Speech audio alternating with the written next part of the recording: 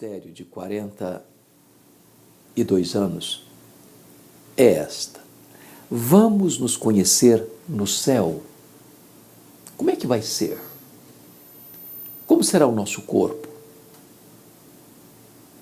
Algumas pessoas dizem, não vamos nos conhecer não.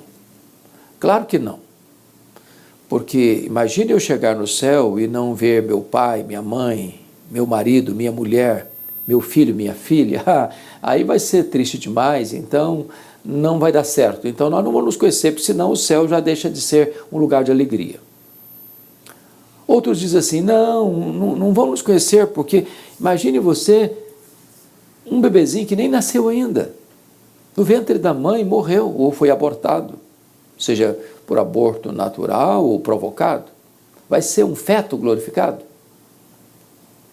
E uma pessoa que tem um defeito físico já de formação, vai ser uma pessoa com um corpo defeituoso lá no céu, embora glorificado? Ou imagine um vovozinho de 100 anos andando de bengala. Vai ser um vovozinho com um corpo glorificado, mas no corpo de um vovozinho? Como é que vai ser? É claro que nós temos pistas e claras na Bíblia para entender isso. Primeiramente, eu quero afirmar a você que nós vamos nos conhecer no céu, sim. Porque céu, gente, é glorificação e não retrocesso.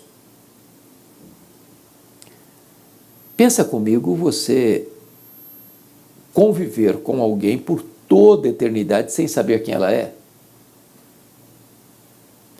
Diz a Bíblia que agora nós conhecemos em parte, mas então vamos conhecer como também somos conhecidos. Então, vamos nos conhecer sim. Aqui o nosso conhecimento é limitado. Por exemplo, os gregos diziam assim, conhece-te a ti mesmo. Você e eu nem nos conhecemos. Muitas vezes nós ficamos perplexos e chocados com nós mesmos. Às vezes pensamos coisas que você diz, não, acho que não sou eu que estou pensando, não é possível. Ou você tem uma atitude, uma ação, uma reação, às vezes intempestiva, às vezes abrupta, e você se choca com você mesmo. Nem nós nos conhecemos, os gregos estavam errados, não conseguimos nos conhecer. Se você perguntar, por exemplo, um casal que tem 30, 40, 50 anos de vida conjugal, e perguntar assim para a esposa, a senhora conhece o seu marido? Ela vai dizer, eu estou conhecendo. Ainda se surpreendem. Você sabia que é uma explosão de divórcios na terceira idade? Às vezes você pensa, tem 7 anos de casamento, tem 20, tem 30, meu casamento está seguro. Está nada, está nada. Se você perguntar para o marido assim, que está casado há 50 anos, bodas de ouro, você conhece a sua mulher? Ele vai dizer, estou começando a conhecer. Nosso conhecimento aqui é limitado. Mas lá no céu, nós vamos ter um conhecimento pleno. Pleno. Não haverá limitação mais. Vai ser um bebezinho? Vai ser um vovozinho? Não. A Bíblia diz que todos nós teremos um corpo glorificado, semelhante ao corpo da glória do Senhor Jesus. Um corpo perfeito, sem defeito físico, sem amputações. Um corpo que não vai brigar nem com o espelho e nem com a balança. Olha que coisa fantástica. Agora, o que não vai ter no céu, e a Bíblia nos deixa isso claro, é que lá nós não vamos ser uma família nuclear, como somos aqui. Família Silva, Pereira, Oliveira. Não. Lá nós seremos uma só família, a grande família de Deus. Lá você não vai amar menos Abraão, Isaque e Jacó do que você vai amar quem foi aqui, seu marido, sua mulher, seu pai, sua mãe, seus filhos. Mas lá no céu não vai ter casamento. Casamento é só para esta vida. Então aproveite o seu casamento agora, porque depois não vai ter mais. Alguém diz, ufa, até que enfim. Mas, que pena, podia perdurar por toda a eternidade, mas não vai perdurar, não vai. No céu nem se casa, nem se dá em casamento. Então não tem casados para sempre. Você se casa até que a morte o separe. Então, lá no céu nós vamos viver dentro de uma outra dimensão, com um corpo glorificado. Se você pergunta, mas como será esse corpo? A Bíblia responde. Em 1 Coríntios capítulo 15, a partir do verso 35, Paulo vai responder como será esse corpo que nós teremos lá no céu. Ele vai usar 3 metáforas para ilustrar como será esse corpo. Primeiramente, a metáfora da semente. E na metáfora da semente você tem continuidade e você tem descontinuidade. A continuidade é que se você joga uma semente de manga na terra, vai brotar um pé de manga e não um pé de abacate. O que significa isso? Se morreu o José da Silva, não é o Antônio Pereira que vai ressuscitar, é o José da Silva.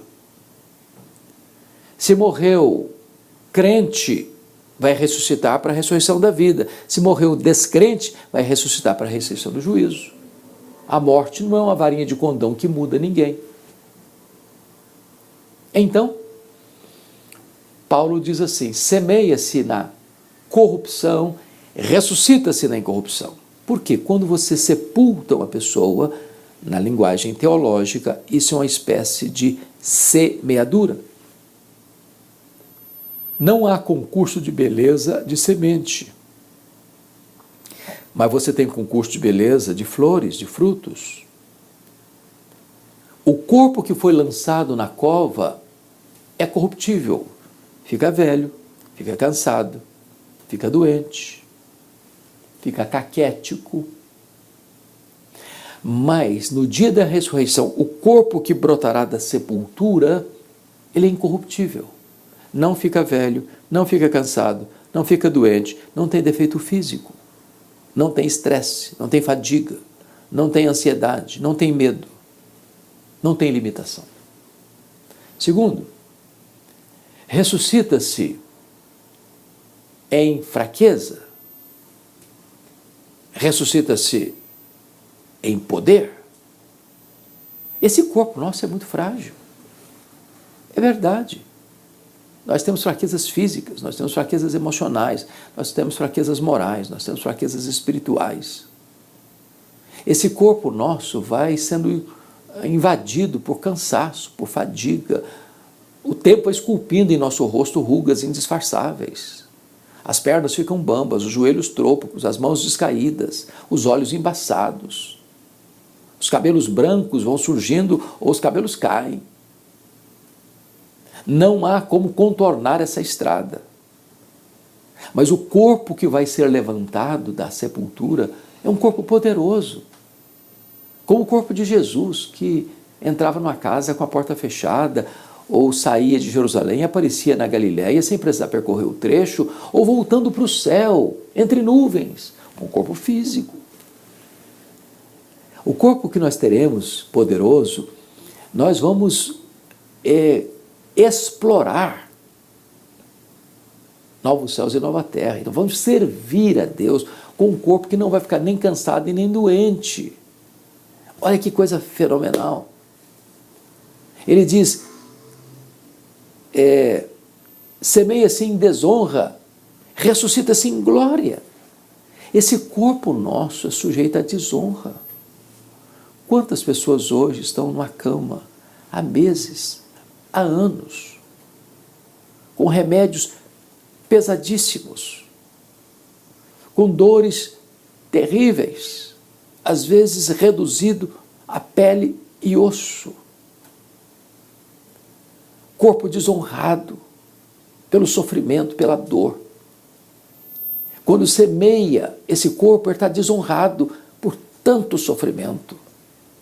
Mas o que vai brotar daí é um corpo glorioso, semelhante ao corpo da glória do Senhor Jesus. Esse corpo vai brilhar como astro no firmamento. Então note você que com esse corpo incorruptível, poderoso e glorioso é que nós vamos viver no céu, conhecendo uns aos outros, numa relação de harmonia plena, de amor completo, de serviço sem cansaço ao Deus de toda a glória. Mas Paulo vai usar outra metáfora, que é a metáfora da carne. Ele diz, nem toda a carne é a mesma, é a carne dos homens, outra é a carne dos animais, outra é a carne das aves, outra é a carne dos peixes. E do que Paulo está falando? Será que Paulo está defendendo a tese de que os animais, ou os peixes, ou as aves também vão ressuscitar? E a resposta é não, não.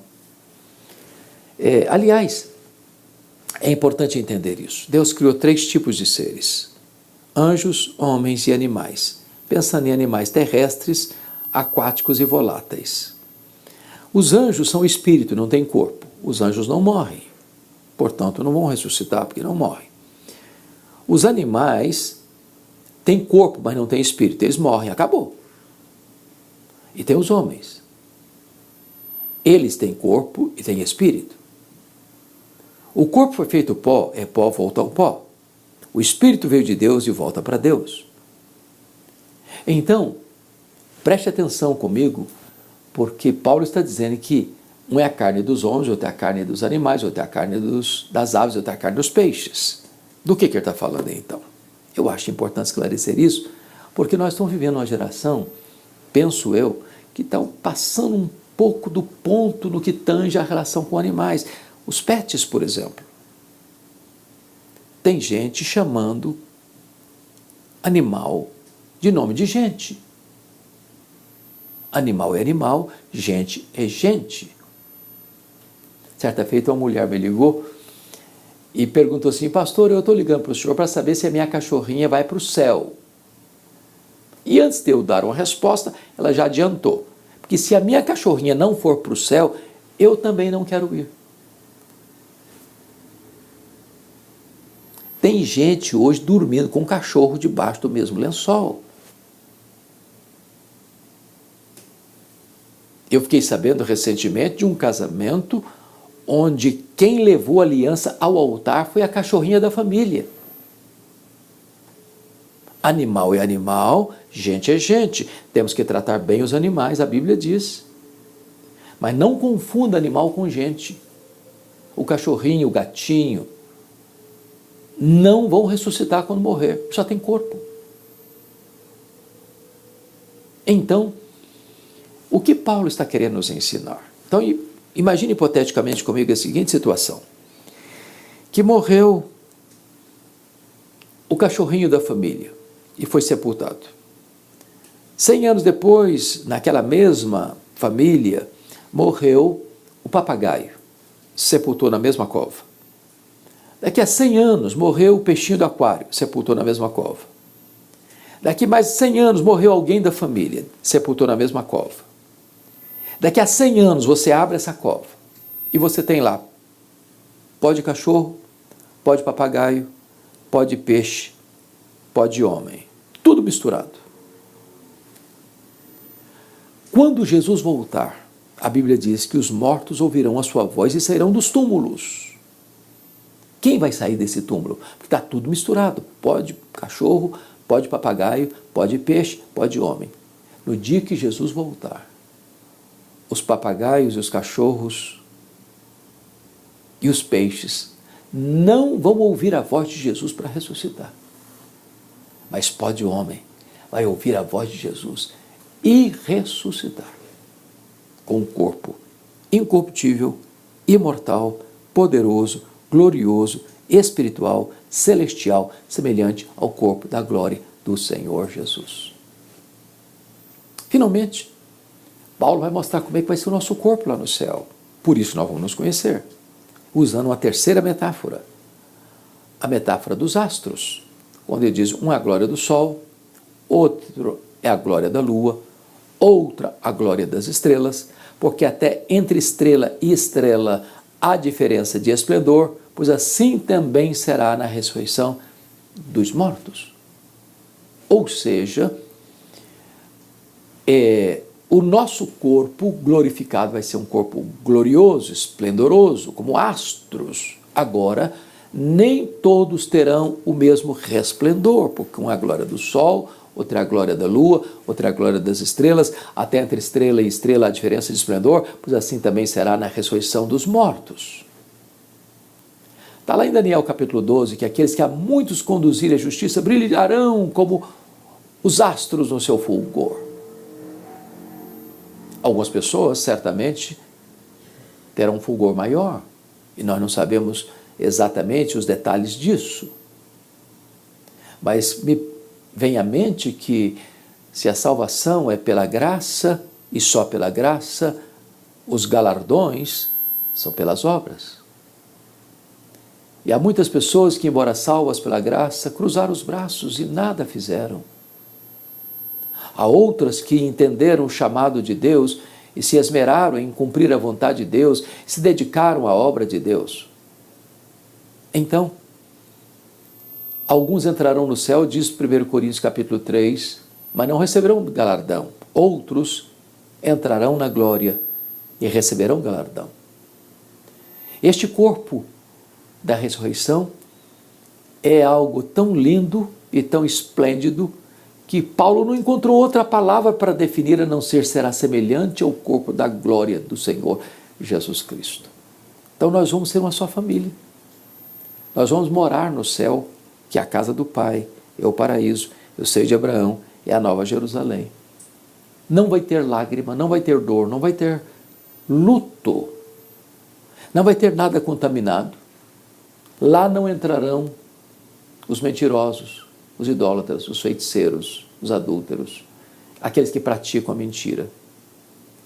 Então o céu é um lugar preparado para pessoas preparadas, e onde nós estaremos para sempre com o Senhor, onde contemplaremos a sua face, onde o serviremos, e nos deleitaremos nele, e glorificaremos a ele, e conheceremos a ele mais e mais, porque a própria vida eterna é conhecer a Deus e a Jesus Cristo. Então nem toda a eternidade será suficiente para nós esgotarmos o conhecimento de Deus, porque Deus é inesgotável em seu ser. Então, voltando à pergunta, nós vamos nos conhecer no céu? A resposta é sim. E se nós não encontrarmos alguém lá que nós amamos aqui, a Bíblia diz que não teremos memórias de coisas amargas ou tristes. Essa memória não teremos de qualquer coisa que possa nos entristecer, porque Deus vai enxugar dos nossos olhos toda lágrima. No entanto, nós vamos viver e conviver em plena harmonia, em doce comunhão com o Senhor e uns com os outros, uma grande e linda família de Deus, dos resgatados pelo sangue do Cordeiro, para viver na bem-aventurança eterna, para sempre e sempre e sempre.